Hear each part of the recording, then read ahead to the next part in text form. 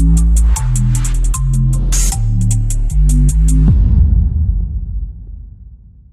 Crime બ્રાન્ચની સૌથી મોટી કાર્યવાહી હાઈકોર્ટની અંદર આરોપીને બોગસ સર્ટિફિકેટ આપનાર બોગસ ડોક્ટર ઝડપાયો। ગુજરાતમાં નકલીની બોલાબાલી ચાલી રહી છે ત્યારે એક પછી એક બાબતો ડુપ્લિકેટ હોવાનું સામે આવી રહ્યું છે ત્યારે સુરતમાં બોગસ ડોક્ટર બોગસ સર્ટિફિકેટ આપતો હોવાનું સામે આવ્યું છે। હાઈકોર્ટના આદેશ બાદ થયેલી તપાસમાં સમગ્ર ભાંડો ફૂટી ગયો હતો। હાલ સમગ્ર કેસમાં પોલીસે તપાસ હાથ ધરી છે। હાઈકોર્ટની અંદર આરોપીને બોગસ સર્ટી આપનાર બોગસ ડોક્ટરને ઝડપી લેવામાં આવ્યો છે। કરોડોના ડ્રગ્સ કેસમાં ઝડપાયેલા આરોપીને ડોક્ટરે બોગસ મેડિકલ સર્ટી આપ્યું હતું। ક્રાઇમ બ્રાન્ચ બોગસ સર્ટી આપનાર ડોક્ટરની હાલ ધરપકડ કરી છે। ડ્રગ્સ કેસના આરોપી આદિલ નુરાની દ્વારા બોગસ સર્ટિફિકેટ હાઈકોર્ટમાં રજૂ કરવામાં આવ્યું હતું। જો કે સર્ટિફિકેટની તપાસ દરમિયાન આરોપી અને સર્ટી આપનાર બોગસ ડોક્ટરનો ભાંડો ફૂટી ગયો હતો, જેથી હાલ બોગસ ડોક્ટરને ઝડપી લેવામાં આવ્યો છે। હાઈકોર્ટને શંકા જતા તપાસ કરતા મામલો સામે આવ્યો। શહેરમાં છેલ્લા ઘણા સમયથી બોગસ ડૉક્ટરો પકડવાની એક ઝુંબેશ ચાલે છે, જે અંતર્ગત 2020માં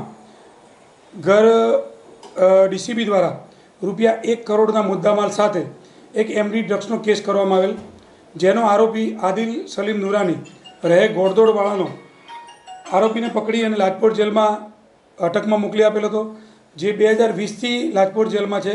એને હમણાં હાઈકોર્ટમાં એની માતા મુનીરા સલીમ નુરાનીનું અર્જન્ટ એન્જિયોગ્રાફી કરાવવા માટે એક ડૉક્ટરી સર્ટી મોકલેલ હતું, જે ડૉક્ટરી સર્ટી ડૉક્ટર શોભિતસિંહ મહિપાલસિંહ ઠાકુર નાઓએ લખી આપેલ હતું। એ ડૉક્ટરી સર્ટીમાં ડૉક્ટર દિલીપ કે તડવી MBBS MDનું રજિસ્ટર નંબરવાળું સર્ટી મોકલેલ હતું। આ સર્ટી એને હાઈકોર્ટમાં જામીન માટે મૂકતા એની તપાસ કરવા માટે હાઈકોર્ટે અમને સૂચન કરેલ, જેની તપાસ કરતાં એવું જાણવા મળેલ ડૉક્ટર દિલીપ તડવીનો સંપર્ક દિલીપ તડવીએ આ સર્ટી બનાવી આપેલ નથી। તો સુબોધસિંહનો સંપર્ક કરતાં સુબોધસિંહ પાસેથી એની પૂછપરછ કરતાં એવું જાણવા મળ્યું કે આ સુબોધસિંહે દિલીપની ખોટા સહી સિક્કાવાળી બનાવટી સહીઓ બનાવી અને આ સર્ટી આદિલ નુરાનીને આપેલ, જે અંતર્ગત આજરોજ ક્રાઇમ બ્રાન્ચમાં ગુનો દાખલ કરી અને ડૉક્ટર શોભિતસિંહ મહિપાલસિંહ ઠાકુર, જે ખોટી ડિગ્રી ધરાવે છે, પોતે ડૉક્ટર નથી, જેની પાંડેસરના તેરેનામ ચોકડીથી Krishna general and trauma hospital ચલાવતો હતો, એની આજરોજ ધરપકડ કરવામાં આવેલ છે। સર, આ ડૉક્ટર અગાઉ પકડાયો છે? કોઈ ગુનાહિત ઇતિહાસ છે ખરો?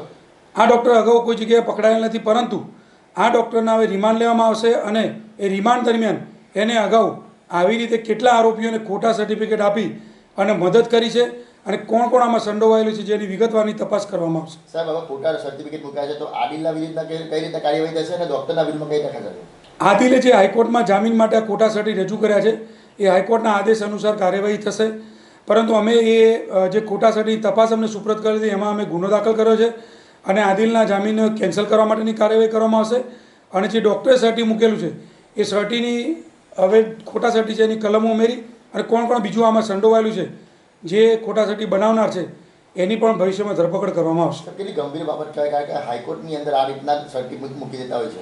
આ ખૂબ જ ગંભીર બાબત છે કે જે ખોટા સર્ટી મૂકી અને હાઈકોર્ટને ગેરમાર્ગે દોરવાનો અને પોલીસને ગેરમાર્ગે દોરવાનો જે ગુનો એમને આચર્યો છે, એટલા માટે ક્રાઇમ બ્રાન્ચમાં અત્યારે ગુનો દાખલ કરવામાં આવેલ છે અને આગળની તપાસ ચાલુ કરવામાં આવી છે। અગાઉ કોઈને આને પ્રાથમિક તપાસમાં આવી રીતે સર્ટી આપીને જામીન અપાઈ દીધે એવું બનાવ બને સામે? એ આરોપીને અત્યારે અટક કર્યો છે, એના રિમાન્ડ દરમિયાન આ બધી હકીકત ખુલવામાં આવશે, જે આપને અગાઉ જાણ કરવામાં આવશે। સાહેબ, આદિલ જેલની અંદર છે છતાં પણ કઈ રીતે આનો સંપર્ક થયો કે? આદિલ જે જેલમાં છે એના જે સગાવાલાઓ જે ઓફિશિયલ મળવા જતા હોય છે, જામીન માટે દરેક માણસ પ્રયત્ન કરતો હોય છે, પણ આ એને એની માનું અર્જન્ટ એન્જિયોગ્રાફી કરાવવાનું છે એવું ખોટું સર્ટી ડૉક્ટર પાસેથી મેળવી અને જામીનનો પ્રયત્ન કરેલો, જે બિલકુલ ખોટો સાબિત થયો છે। ઓકે, કેમેરામેન સેનિલ વિરાણી સાથે વિશાલ છેઠા, માનવ પ્રભા ન્યૂઝ, સુરત। અમારા વિડીયોની નવી અપડેટ મેળવવા માટે સબસ્ક્રાઇબ કરો માનવ પ્રભા ન્યૂઝ ચેનલને, બેલ આઇકન ક્લિક કરો લેટેસ્ટ વિડીયો સૌથી પહેલા મેળવવા માટે।